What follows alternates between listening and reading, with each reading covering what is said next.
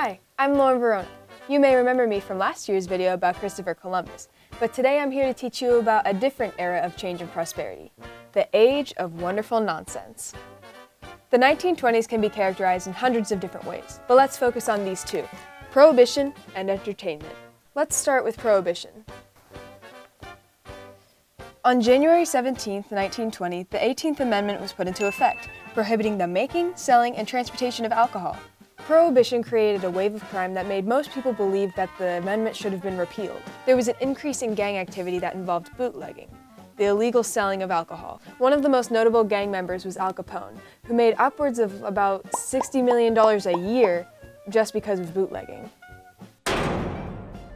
Prohibition eventually flopped for two reasons. One was that the police failed to enforce it because they were either corrupt, scared of the gangsters, or just didn't care. Lick 'em. Yeah, right, buddy. Liquor store robbery officer down, sure. And I'm Edward G. Robinson. The second cause of failure was that people just didn't really take Prohibition seriously, and they kept drinking in speakeasies. These secret bars or clubs that still sold alcohol that you usually needed a password to enter. Fast forward to 1933, the 21st Amendment was passed, which repealed the 18th, and now local communities could decide whether or not to legalize alcohol. Now let's go on to entertainment. Entertainment in the 1920s became a really important aspect of American culture. With shorter working hours and higher wages due to the booming economy, Americans had more spare time and more spare money to spend on entertainment. The first radio station in Pittsburgh, Pennsylvania at the time only broadcasted the news, and it wasn't until later that baseball and music were played too.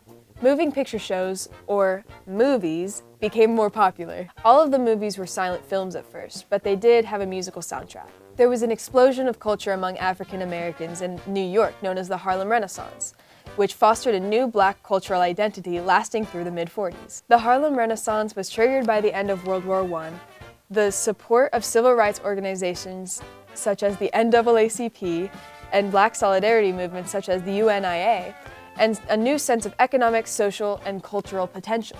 The Harlem Renaissance served as a breeding ground for new types of music, art, and literature. Speaking of literature, one of the most famous writers of the 1920s was Francis Scott Fitzgerald, who is most notable for his works The Great Gatsby and This Side of Paradise. The Roaring Twenties screeched to a halt on October 29, 1929, due to the stock market crash that catapulted the U.S. into the era of the Great Depression.